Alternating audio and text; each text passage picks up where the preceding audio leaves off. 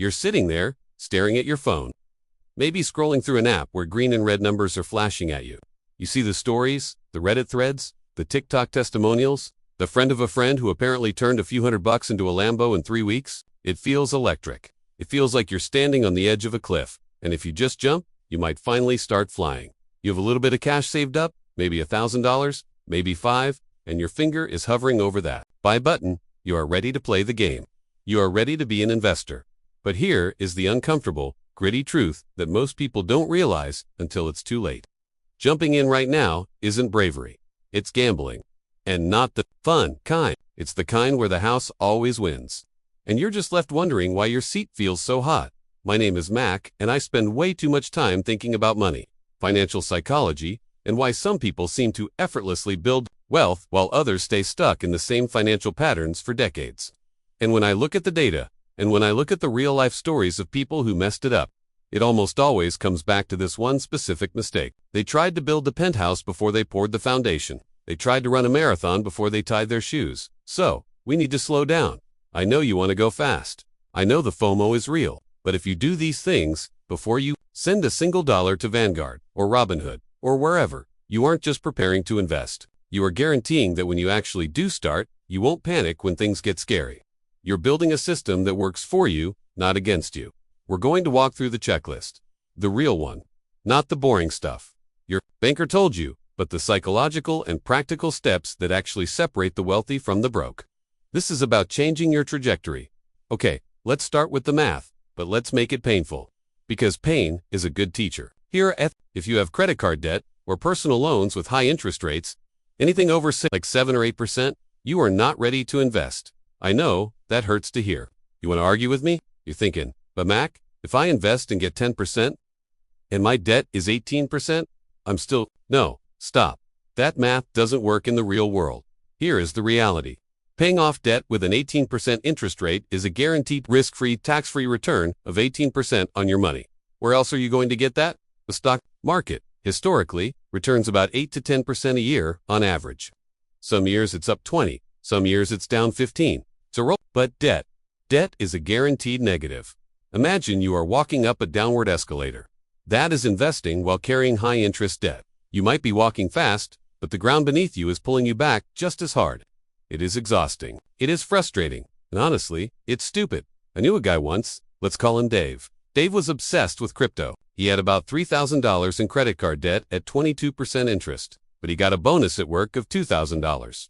Instead of paying off the card, he bought some obscure coin. For 2 weeks, he felt like a genius. The coin went up 30%. He was planning his exit strategy. He was texting me about Lambos. Then the market flipped. The coin crashed 40%. He panic sold, lost $600 of his original money, and still had the $3,000 credit card bill, plus the interest that accrued while he was gambling. That is the trap.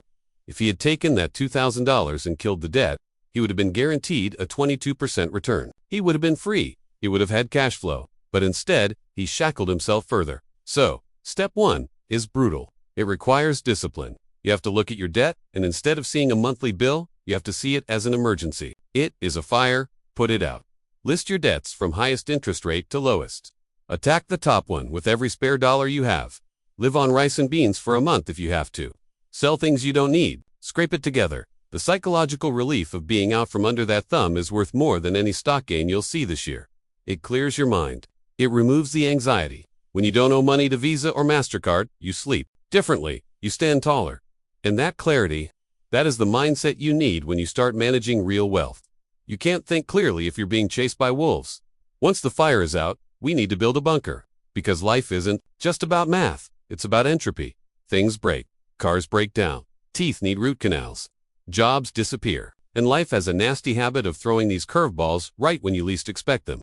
Usually, right when you decide to get your finances in order, your water heater explodes. This is why you need an emergency fund.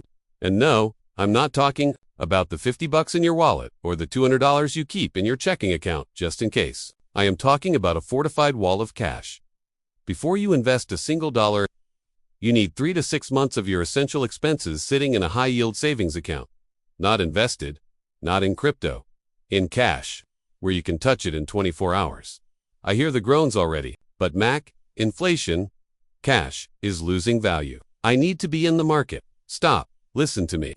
The purpose of this money is not growth. The purpose of this money is survival. It is insurance. It is the thing that keeps you from having to sell your investments at the bottom of a crash when you lose your job. Let's paint a picture. It's 2008 or 2020.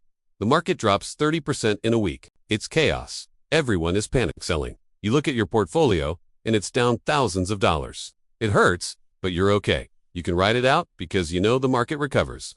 But then, ping an email from HR. Layoffs. Your income is gone. If you don't have an emergency fund, you are now forced to sell those stocks. You have to lock in those losses. You have to sell low when you bought high. You are financially ruined in that moment because you had to sell. Now. Same scenario. Market crashes. You get laid off. But you have $15,000 in a savings account. You look at the market crash and you actually shrug. You might even think, hey, stocks are on sale. You aren't a forced seller. You're calm. You pay your rent from your cash bunker. You buy groceries. You take your time finding a new job. That is the power of cash. It turns a crisis into a minor inconvenience. Building this fund takes time. It feels slow. It feels like you're stuffing money under a mattress that isn't doing anything. But trust me, the first time you use it to fix a transmission without blinking an eye, you will feel like a millionaire. It changes your relationship. With risk, it makes you dangerous. In a good way, when you finally do enter the market. All right, you have no bad debt. You have a pile of cash for emergencies. Now we're getting into the gray area of your own brain.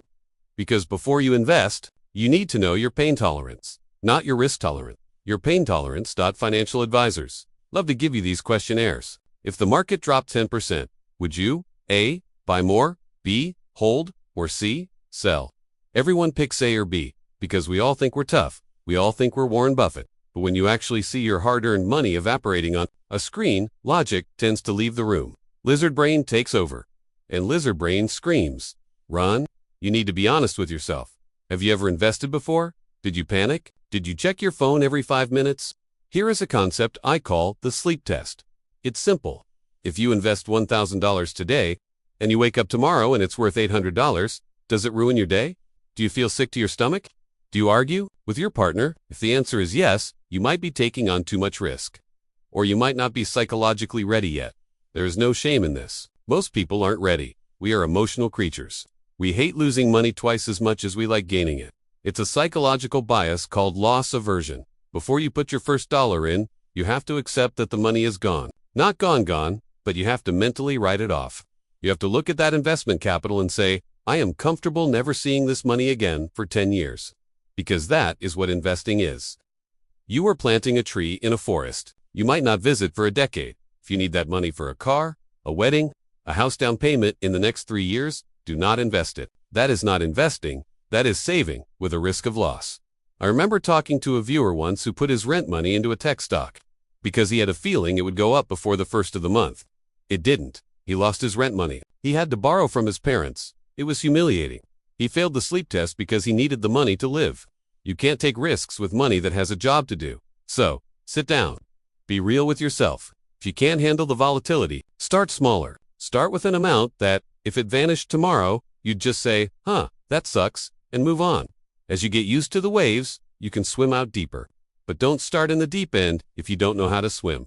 Okay, we've handled the debt, the safety net, and the psychology.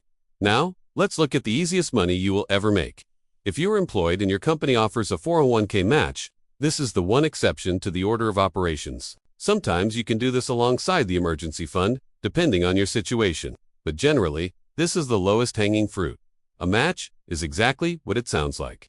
You put in 3% of your salary, they put in 3%. That is an instant 100% return on your investment.